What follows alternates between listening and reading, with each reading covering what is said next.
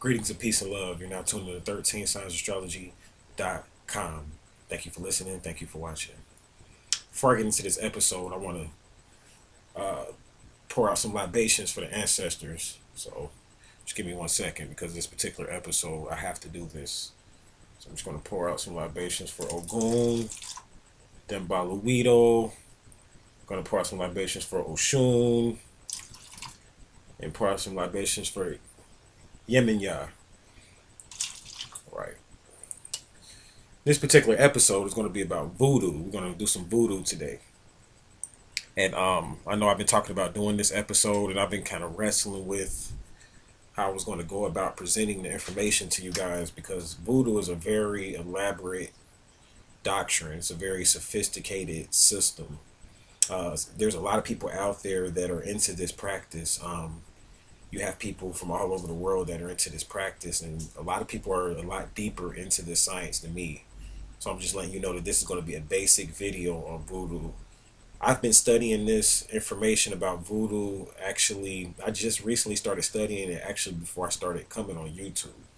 So I'm kind of new to the whole practice of voodoo, but what I found out is that when I started to research it, and when I got into it, I found out that it incorporates a lot of different spiritual doctrines and a lot of different spiritual systems into it. Then you have voodoo, and then you have hoodoo, which is slightly different.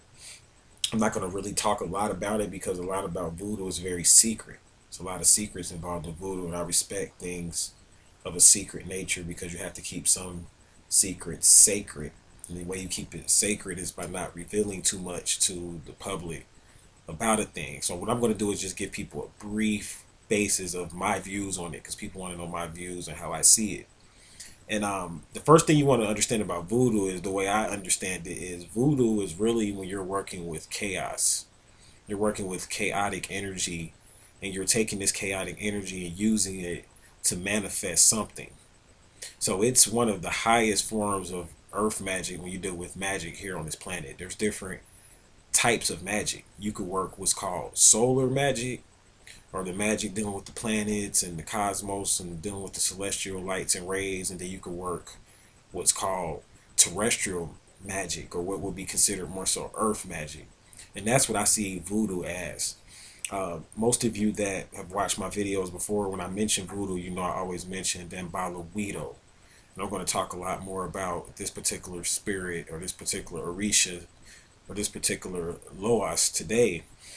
But before I talk about him, I just want to kind of point out that Dambalawedo is kind of like one of the chief practitioners, or he's the prince of the Orishas, and the prince of a lot of the spirits. And the reason why I mentioned Dambalawedo so much is because voodoo was really originally used. It's a darker science. And back in the slave times, and during the slave times, they banned voodoo because voodoo was used to gain an advantage over your enemies. Voodoo is very much a warfare tactic. It's an art of war. This is the type of magic that it specializes in.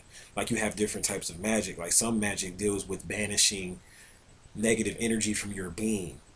Some magic deals with some timing and manifesting through time magic and things of that nature. But voodoo is a warfare tactic. It deals with the art of war, and this is why I talk about Dambalawedo so much, because 13 Signs Astrology is infamous in a lot of ways, and we had a lot of enemies, and things are balancing themselves out now, but we had a lot of enemies. So, and I had a lot of enemies. It's in my natal chart. It says that in order for me to fulfill my purpose in life, I'm going to have to overcome a lot of enemies. I got Pluto in the 10th house, so I summons Dambalawedo a lot to help me in that. So voodoo is chaotic. It deals, when you study the science of it, what you'll find out is that it's a mixture of a lot of different cultures in voodoo. You can get anywhere from, you can study about magic anywhere from the Congo, going into Senegal, Gambia, going over into Haiti, even into New Orleans, and even into Mississippi, even up to Illinois with the mound builders up there, even going on over into Georgia. All of these different regions have different types of voodoo that they practice. And voodoo itself, the system, composes magic from all of these different regions, because what you got to remember is each of those regions that I name, they have tribes. within each of those regions. And voodoo, basically, each tribe contributed to the system of voodoo. Now, a lot of Catholics, believe it or not, practice voodoo in secret. And what happened was that when slavery came about, they banned voodoo, but then they still practiced it. They came over here, they saw how powerful it was, so they stopped, over time. It took them a while to do this, but they stopped a lot of the natives from practicing voodoo, but then they incorporated it into Catholicism, into the Catholic Church, and they took a lot of the saints in the Catholic Church and they incorporated them over and put them over the loas or the orishas. So you may call them saints. A lot of people, they are into the aspect of voodoo that goes back to the Catholic aspect. So you may know them by Louverture as Saint Michael, the archangel. Whereas I call him them by Louverture because to me that's his original name. That's going deeper into his native undertone. So what happened is that voodoo and the image of it has changed a lot once religion, of course, came on the scene. And it doesn't stop with the Catholic Church. You also have a lot of the Islamic uh, the Islamic scholars that, believe it or not, practice voodoo in secret. A lot of your Sufis, the Sufi version of Islam comes from voodoo, believe it or not. The Sufi version of what was practiced in Senegal, they got that. See, the reason why most Sufis live in Senegal, or a lot of them do live in what you would call Zeniga or Senegal, is because of the fact that they basically came to that region. When I say they, those the conquerors and those inquisitioners came to Senegal and they conquered the people of Senegal, but they didn't really take their religion from them. They just mixed in their so-called religion, which was voodoo. They mixed that into the Islamic faith, and this is where you get Sufism from. This is why you have so many different versions and sects of different religions, is because most religion is nothing but cultures that are incorporated into the religion. They make it more sophisticated and they write books and they more so organize a lot of cultural myths and a cultural mythology and they incorporate into religion. So this is why voodoo is so chaotic. That's what I'm getting at. Is because when you start studying it, you're going to find out it's a very elaborate science, and you could be going anywhere from. It's going to take you over to Haiti, like I said, across the waters to Africa, on over to Mexico. I mean, all of these different cultures practice voodoo. Now, voodoo, like essentially, I'll give you a basic one-on-one of it. It's broken down into God, then you got the loas and the ancestors. And this is most people that are in voodoo, they believe in this. Whether you're Native American or whatever you are, you believe in God or some form of, to them, God is this higher power, what we call the Most High. And I know I said God means gold, oil, and drugs on many different levels, but in this particular information, look at God as this supreme being. But in voodoo, they believe that this supreme being is kind of like detached or separate from our reality because God, and you can go into the Sumerian information to understand this a lot better, but God exists in the heavens. And God is not concerned with our material needs. We are composed of matter, and we are composed of the cares of the world. We have karma and things like that to work out. So this is where the loas come into play at, because the loas, or what you may call the spirits, some people call them the seven archangels, they act as intermediaries between you and God. So basically, in voodoo, they are very intelligent. This is why the science, it works. When you start getting into the rituals, it works because they incorporate a lot of information from. I mean, I'm sorry, they incorporate, basically, they look at it like God is not going to help us with our needs. So they'll summons a spirit or entity, and they'll basically petition a spirit or entity, and it could be a spirit of that's dealing with money, or it could be a spirit that's dealing with war, or it could be a spirit that's dealing with attraction, like to look more beautiful or to look more handsome. And they'll petition that spirit and ask that spirit to help them because they know that spirit has more of a direct link to their situation and their problem. See, sometimes praying to God, this is what they believe in voodoo now, or this is what we believe in voodoo, praying to God sometimes doesn't work. So you have to summons some form of a spirit to act as an intermediary between you and God. And then lastly, they believe in honoring their ancestors. And because in voodoo, we believe that your ancestors, whether it's your grandfather, your grandmother, your father, your great aunt, your great uncle, are always there with you. And you can always summons them and they can help you to finish your task here on this planet. Because essentially you are basically the next person to, I guess you could say, the person that the ancestors passed the baton on to carry on their legacy. So your whole existence is about fulfilling things that your grandfather was working on, or fulfilling things that your grandmother may have been working on, even problems that she may have had.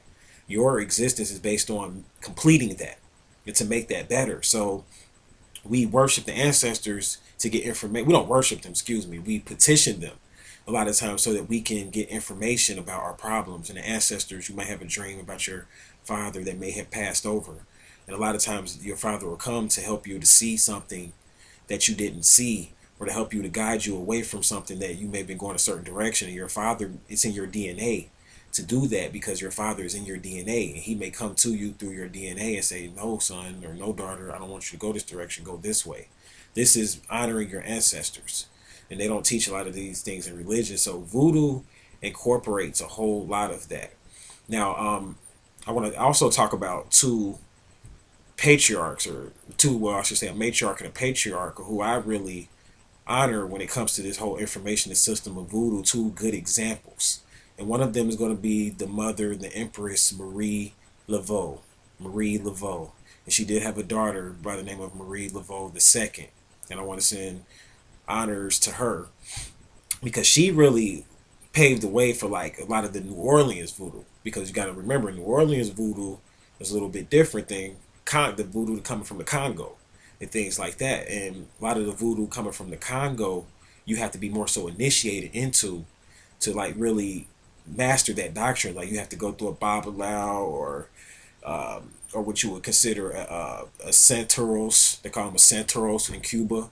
You have to go through a priest or a king to get initiated into a lot of schools and systems of voodoo. But in New Orleans, voodoo and hoodoo, it's a lot of the information is taught freely. It's passed on by the ancestors to from your mother to the daughters, or from your father to the sons. And really, a lot of women know a lot more about voodoo, believe it or not, than men. It's really a matriarchal type of doctrine, and it's a reason for that. So in New Orleans, a lot of spells and stuff like that are taught more freely. But this is thanks to the mother, Marie Laveau. And Marie Laveau, for those of you who don't know, she was a free woman. I would consider her an empress. She was never a slave, and she had her own business. She was a hairstylist, and the reason why she was successful, I believe, in order for you to be a successful entrepreneur, you want to make it in the matrix, and people want to make it in the matrix. See, religion doesn't really promote you making it in the matrix. Like religion, I'm not knocking religion. Religion will make you a really good worker. For a person that's more like needs to work for somebody and needs to stay grounded in discipline, you should learn the discipline of religion and being in a religion so that you can become a better worker. But if you want to be an entrepreneur and be independent, you got to get into this voodoo. We got to work some voodoo, because of the fact that voodoo is going to teach you spells and incantations and just ways to attract money to you, and just it teaches you about floor washes and different oils that you can mix up, and you can get in. It's teaching you alchemy, and all of the stuff that I talk about is all incorporated in the voodoo. And Marie Laveau was a good hairstylist because she was a priestess in the voodoo system and doctrine. So this is why she was successful. She also ran a brothel. A lot of people don't know that, and she was successful in that because of her. She had a personality that people were scared of. They feared her. She was like, some people would say, well, she was dark. This is why voodoo has I guess you could say, is infamous and is notorious for being such a dark science. Is because most of the practitioners, the people that got into it, were considered dark people. And the reason why they were like that is because the people that get into this have a lot of enemies. They were like underdogs. Voodoo is the science for the underdog, or for the person that you thought was never going to make it. This is why a lot of artists, believe it or not, have to go down to New Orleans, and they go into Haiti, and in order for them to be a successful entertainer and musician, you got to go past through New Orleans. You got to go through Baton Rouge, and you got to go through Louisiana and New Orleans and all that, because of the fact that the energy down there is different. Like I've lived there for some time, and I like it. I love it. I would go back. Is because the energy down there is totally different than anywhere else in this country, and the voodoo is in the air. A lot of people can't make it there. You might end up with sacrifice out there. It's different out there. It's like a lot of sovereigns and stuff out there. A lot of independent people out there. And in order for you to make it out there, you have to have some knowledge of magic. And they keep it very much a secret out there. Like you're not going to come down there and hear too many people talking about it and things of that nature. It's a secret. That's why I respect it as that. But I'm doing this on my channel because this is an occult channel. So Marie Laveau is responsible for all of that. So she's the matriarch of voodoo. And then you have what I would consider the Baba or the Patriarch, to help in our day and time, someone that would be very famous as far as a male figure when it comes to voodoo and demonstrating that is Toussaint Louverture. Toussaint Louverture.